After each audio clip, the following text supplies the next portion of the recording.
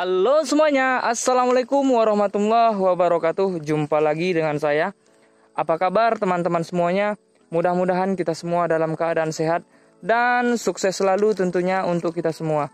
Amin ya rabbal alamin.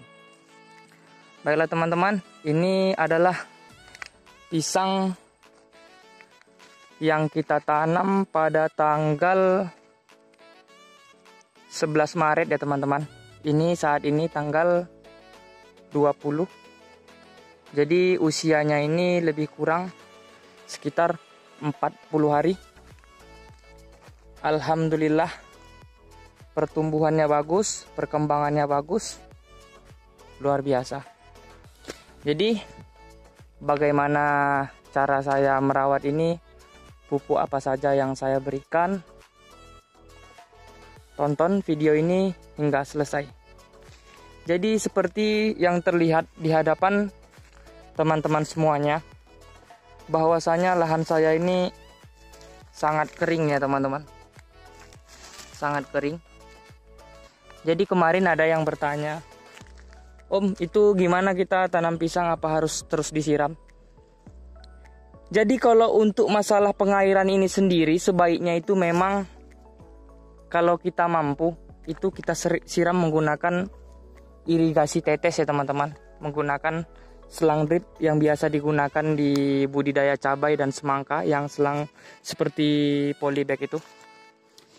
Tapi dikarenakan lahan saya ini agak sulit untuk mendapatkan air, itu kalau untuk pengairan hanya pada pertama saja itu saya. Pada awal penanaman saya siram, menjelang akarnya kuat. Jadi untuk teman-teman yang sanggup untuk melakukan penyiraman menggunakan irigasi tetes itu lebih bagus. Tapi jika tidak, itu disarankan kita nanam pada saat musim saat ini ya teman-teman. Masih ada hujan minimal 1-2 kali dalam seminggu. Ini sebenarnya baru beberapa hari yang lewat hujan, tapi sudah seperti ini keringnya.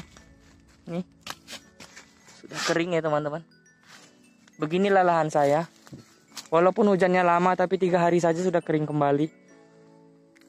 Jadi kalau tidak bisa kita, untuk awalnya saja seperti yang saya bilang tadi, menjelang akarnya kuat. Kemudian untuk masalah pemupukan, biasanya itu saya memupuk pisang seperti pada video-video yang sebelumnya ya teman-teman, menggunakan pupuk NPK saja. Itu pun NPK yang murah ya teman-teman, NPK Ponska 1515 yang subsidi. Karena harga terjangkau dan kandungannya saya rasa cukup untuk pisang kita, sudah standar. Kalau pakai NPK yang lain sama tahu saja harganya itu hampir 1,5 juta satu per karungnya ya teman-teman. Kemudian pupuk yang bisa kita gunakan selain itu, kita bisa menggunakan pupuk tunggal. Itu biasanya kami menyebutnya di sini seperti pupuk ZA, seperti pupuk KCL, TSP. Itu kami menyebutnya pupuk tunggal. Itu bisa juga teman-teman menggunakannya. Akan tetapi dari dulu saya budidaya pisang ini, saya tetap menggunakan pupuk lengkap saja, NPK. Di situ kandungannya semuanya sudah ada. Seperti ini contoh karungnya ya teman-teman.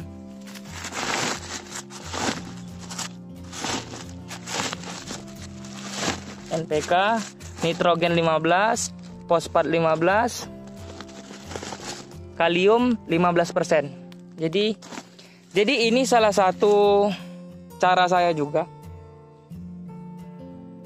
Ada juga yang bertanya kemarin, takut salah beli pupuk. Jadi nanyakan, "Om, bagaimana cara kita membedakan pupuk yang bagus dan tidak bagus?" Takutnya kita nanti sudah beli mahal-mahal, tapi ternyata kadang ada yang tidak bagus ya teman-teman. Kuncinya seperti ini teman-teman, kita ambil seperti ini ya.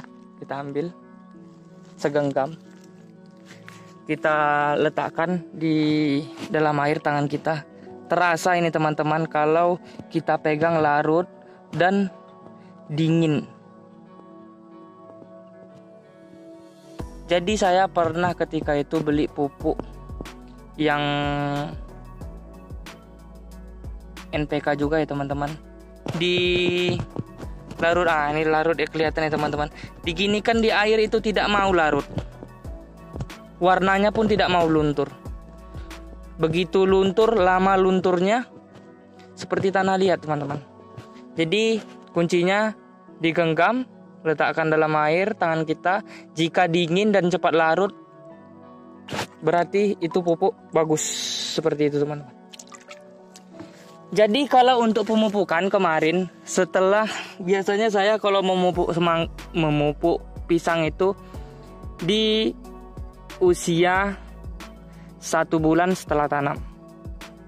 Tapi ini kemarin dikarenakan ada kesempatan saya. Jadi pada intinya seperti ini teman-teman. Sebenarnya pisang ini kalau tidak kita pupuk pun itu sudah bagus juga. Jika kesuburan tanah kita cukup bagus, itu sudah bagus juga.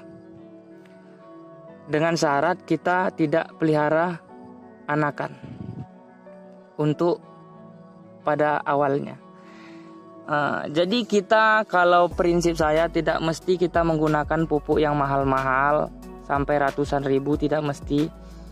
Dengan cara kita memupuk 50 gram per bulan, per setiap bulan saja itu sudah maksimal.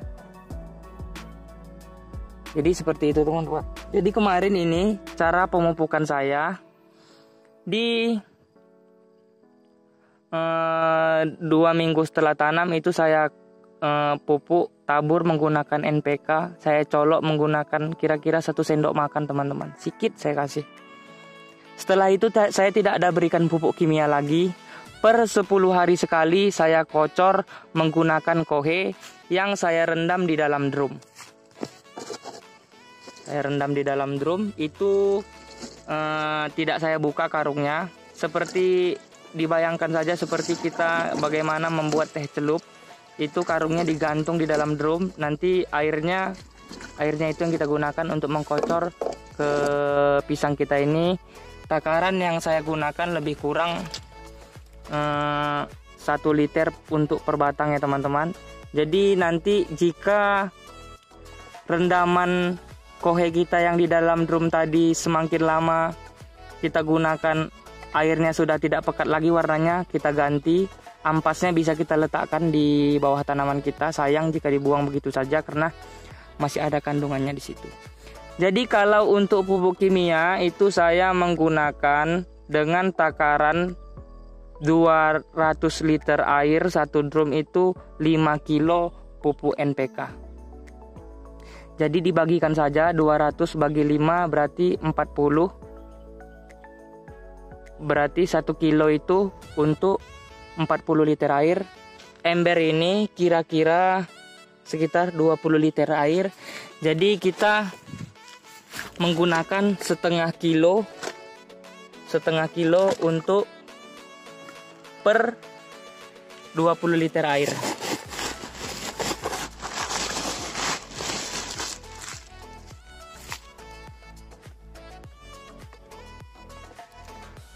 Setengah kilo, lebih sedikit tidak masalah ya teman-teman. Kita masukkan ke sini. Begitu juga dengan yang di ember satu lagi. Lebih sedikit setengah kilo tidak masalah. Nih.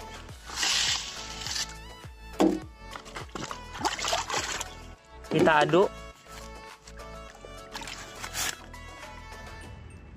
Ntar teman-teman, saya gulung tangan baju dulu. Kita aduk. Cepat larutnya ya teman-teman.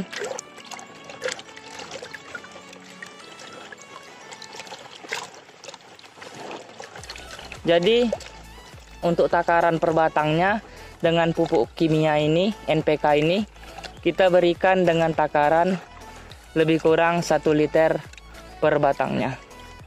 Jadi seperti itu cara yang saya gunakan teman-teman. Sudah larut ya teman-teman. Cepat larutnya, berarti memang benar-benar paten. Ini ada memang butirannya yang belum hancur sedikit di bawah, tapi itu nanti larut sendiri, habis sendiri.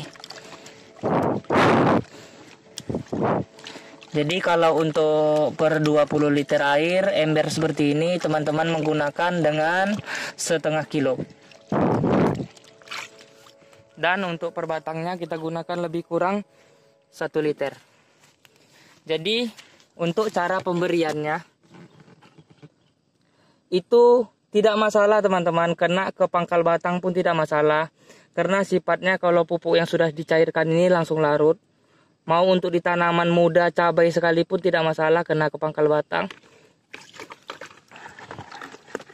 Jadi seperti ini teman-teman, ini lebih kurang segini ya teman-teman. Bismillahirrahmanirrahim.